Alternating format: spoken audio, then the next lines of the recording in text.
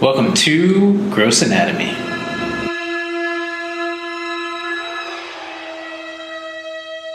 Well, welcome to Gross Anatomy, everybody. I am Dr. Jason Cohen, and you are... Raya O'Neill.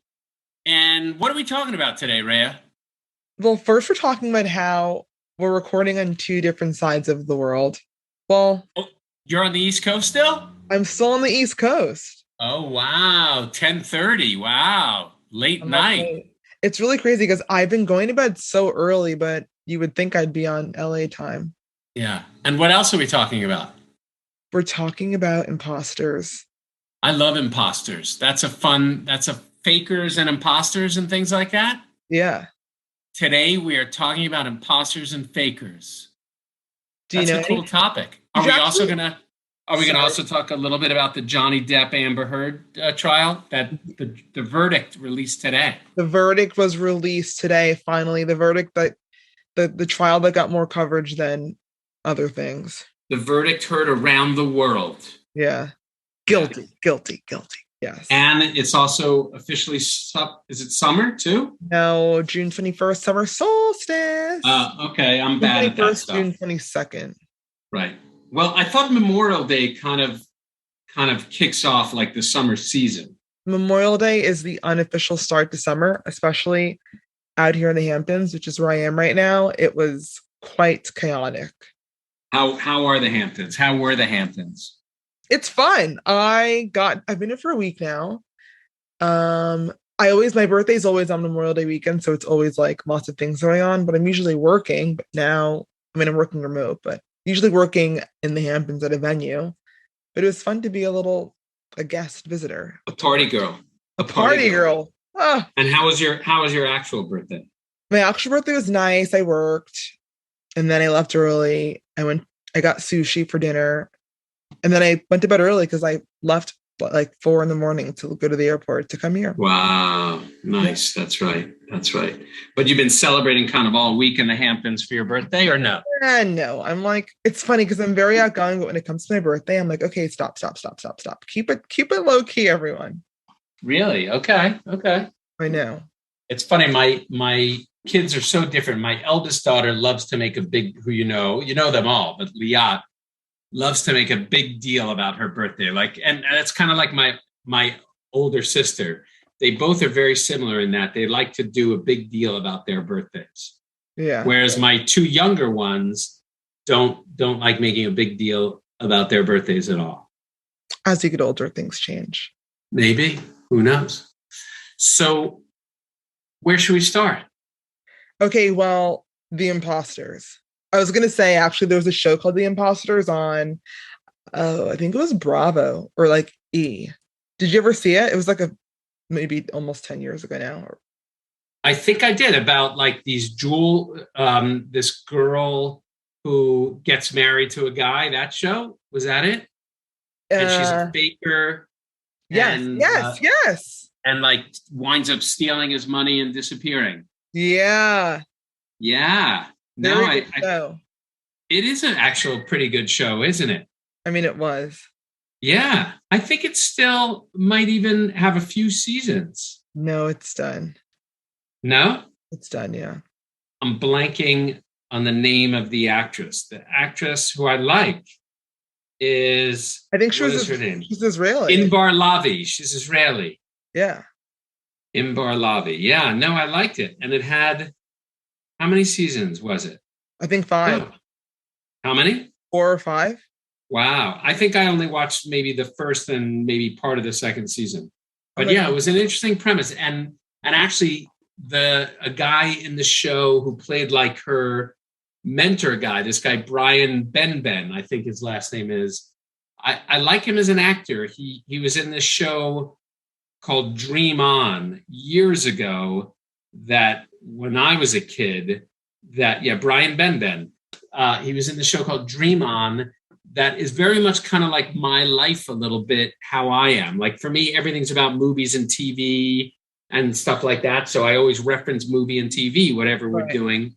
And he would also, like in the show, like something would happen and then they'd cut to some TV show, like a scene in a TV show, kind of showing how he feels. And it was a cute show for a little bit. It didn't last very long either, but I like that actor. Okay, well, we're really talking about Imposters because a show that's very much still on. I don't really know how, but I always talk about being a fan of it. Grey's Anatomy. Did you read the article about the imposter writer? Really unreal, right? I mean, insane. Her name is Elizabeth Finch. Elizabeth Finch, who I never really heard about. Have you heard about anything other than once the article came across our way? No, and I was trying to do some research. Like a few months ago, an article came out saying that the investigation stopped.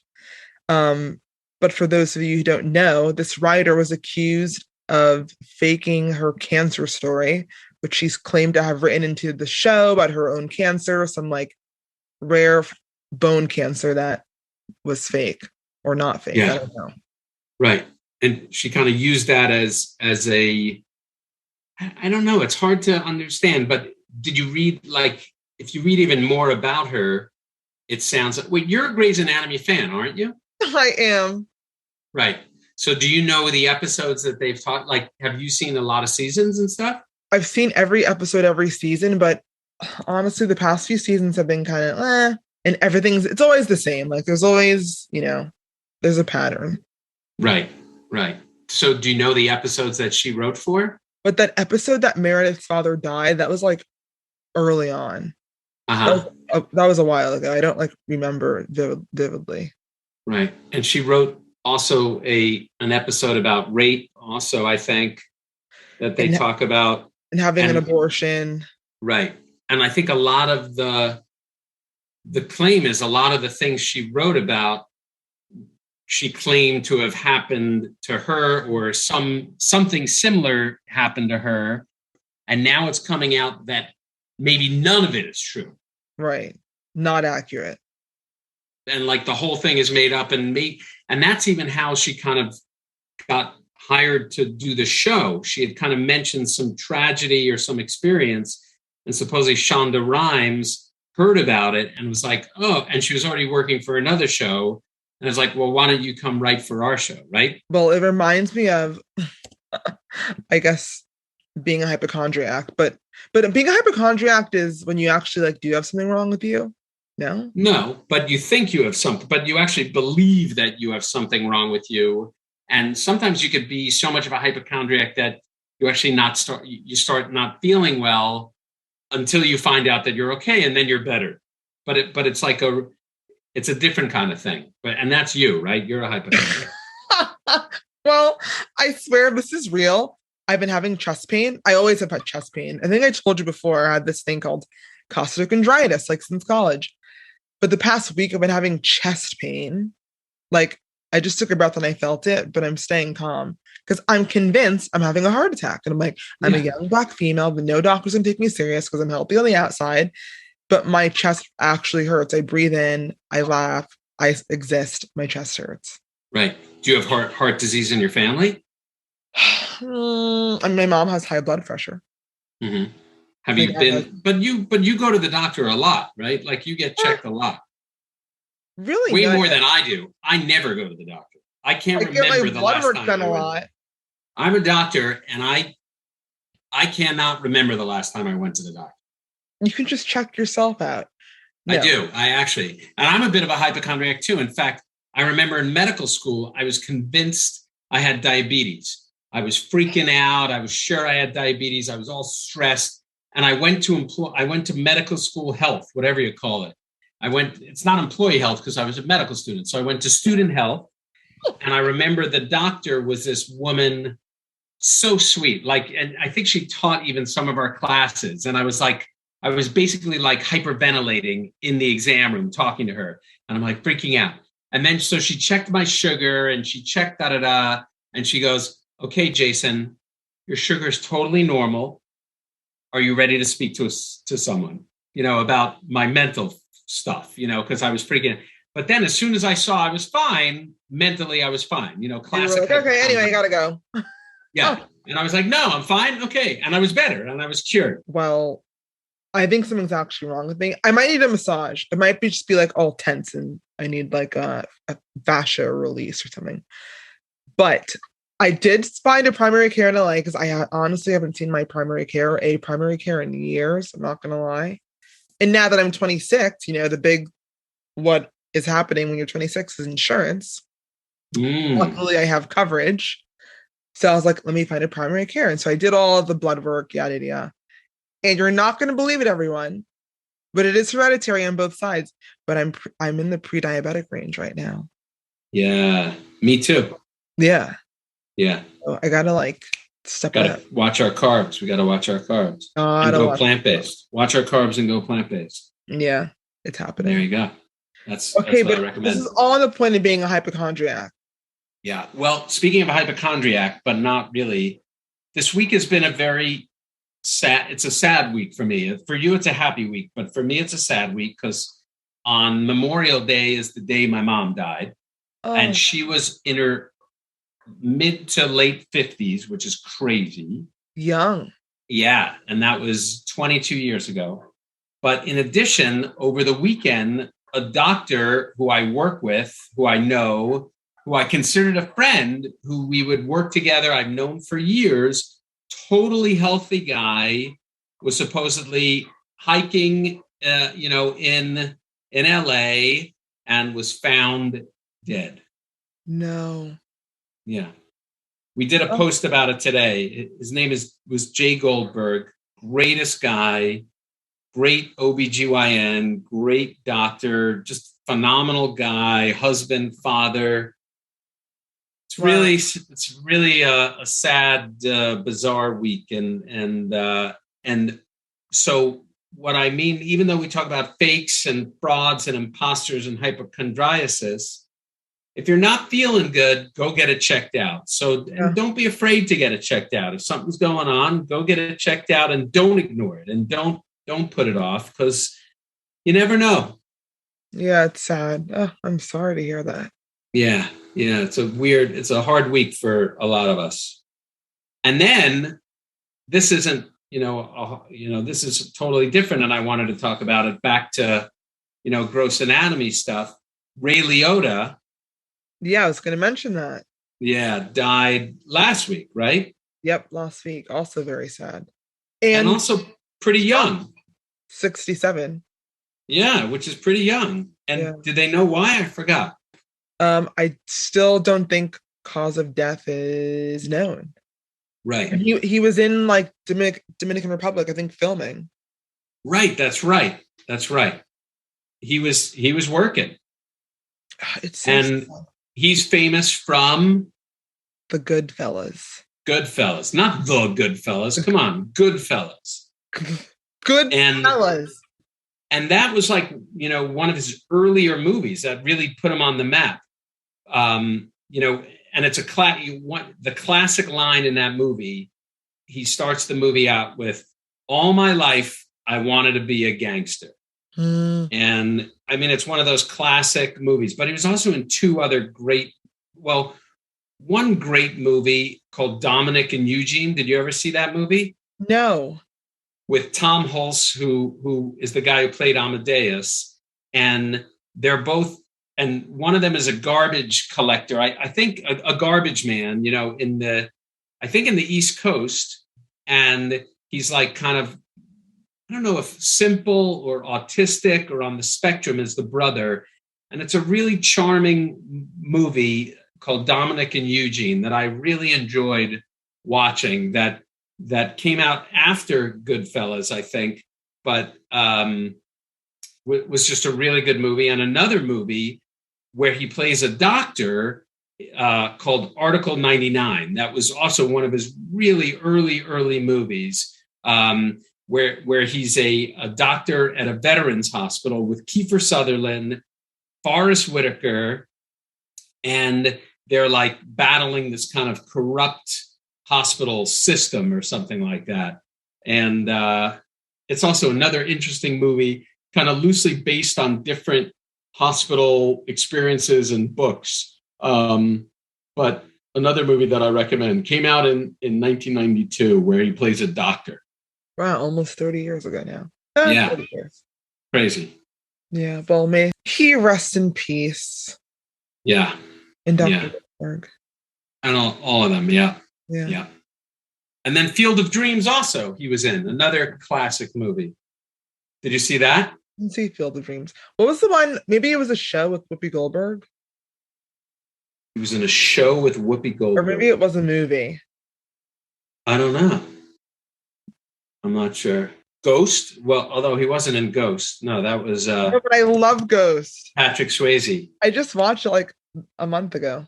Did it hold up? It's on Netflix. Does it hold up?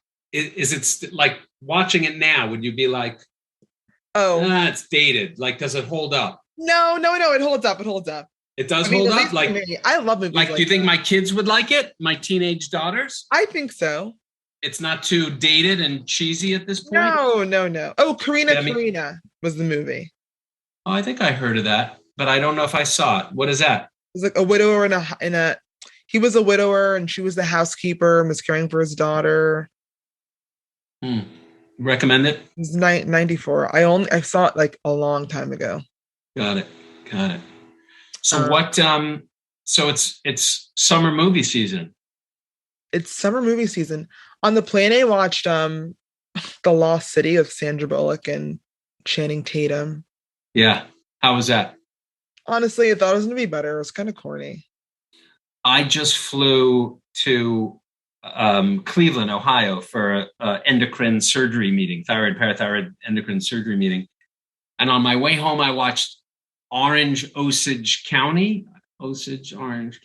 Never weird movie, amazing cast, but really weird movie with Julia Roberts and Meryl Streep. It's like a really dysfunctional family. But it was great performances, but a bizarre movie. Oh, I've heard of this. Yeah, I think it. Yeah, Abigail Breslin, right. Amazing cast. And then who plays the son in that is I'm blanking on who. Oh, Benedict Cumberbatch. Sherlock Holmes, exactly. Benedict Cumberbatch plays like I think it was probably one of his most early roles. He plays like it was really an interesting movie, but I don't know if I would necessarily recommend spending 2 hours watching it if you're not on a plane. Yeah, no. I tried to sleep for 2 hours and then watch a movie for the last 2, so it goes by. Oh, that's good planning. Quicker. Yeah, I'm a planner. I read some books, but I'm very much looking forward to, and I know a lot of people have seen it already, and I don't know why I haven't seen it yet because Top Gun. So, yes. Me too. I need to see it. I need to see it. We need to see it. And everybody I've talked to says it's great. Me too. Yeah. So it's maybe we'll talk about it next podcast because it's. I'm gonna watch it this weekend. Yeah, I gotta see it. They're having the first ever gay pride parade. Well, pride parade in the Hamptons. They've never had one before? I've never had one. When is it? It's on Saturday. Are you gonna go? I'm gonna go. Yeah. Yeah. That's cool. Yeah. When is it here? Is it this also Saturday or one in LA? But I can't imagine Santa Monica Boulevard is going to be popping off. Yes. I don't know. I mean, the one in New York City is the end of the month, and I know a lot of people go to that. And my neighbor in LA is flying here for it. I'm like, whoa. Wow. You mean business? Yeah, he means business. That's pretty serious. I'll be back in LA by then. When are you back? I'm actually going to Charleston next weekend for my friend's bachelorette, which is why I really came here because it was much cheaper to fly from New York, and then I'll be back. But I've never been to Charleston, so it should be interesting. Yeah, no, I haven't either. I don't think I have. So what else are you doing last weekend in the Hamptons? I think this week I'm working from home, so I've really just been glued to my desk, but I have some friends that opened up some boutique stores. My friend opened a thrift store in Sag Harbor. It's so cute. My friend has another boutique store in Montauk. So just supporting them. I'll go to the city next week for like a day or two. So let's shout them out this week on Instagram. Yeah, on Gross Anatomy even on Gross Anatomy. Let's shout them out. Yeah, the one in Sag Harbor is Thriftkind because her last name is Rifkind, Brittany Rifkind. So why don't you send me and or Mariano picture, and we'll shout it out on Gross Anatomy. Oh, I will. Yeah, that'll be cool. And then I'll get free thrift. My family loves thrifting, by the way. Do you like thrifting? I know I love thrifting, and I've given Brittany like a lot of my money. It's actually sustainable. It's very sustainable shopping. That's very cool. And yeah, I'm not a big, although I have bought a pair of jeans once at a thrift store, but my wife and my daughters love going thrifting. Yeah, a lot of my jeans, now that I think about it, I haven't bought new jeans in like at least a year. Who needs to? Or more. I mean, who needs to? And you have prediabetes and nothing fits you anyway. There you go. Exactly. That's it. It's my bedtime now. It's definitely your bedtime, and it's my dinner time. So thanks for joining us, everybody, at Gross Anatomy. We'll see you next time. We'll see you soon. That's it for this week. Thanks for listening to Gross Anatomy, and be sure to subscribe to our podcast so you can check out more episodes on the evolving sights, smells, and sounds of medicine. Gross Anatomy is not intended to be a substitute for professional medical advice, diagnosis, or treatment. Always seek the advice of your physician or other qualified health provider with any questions you may have regarding a medical condition.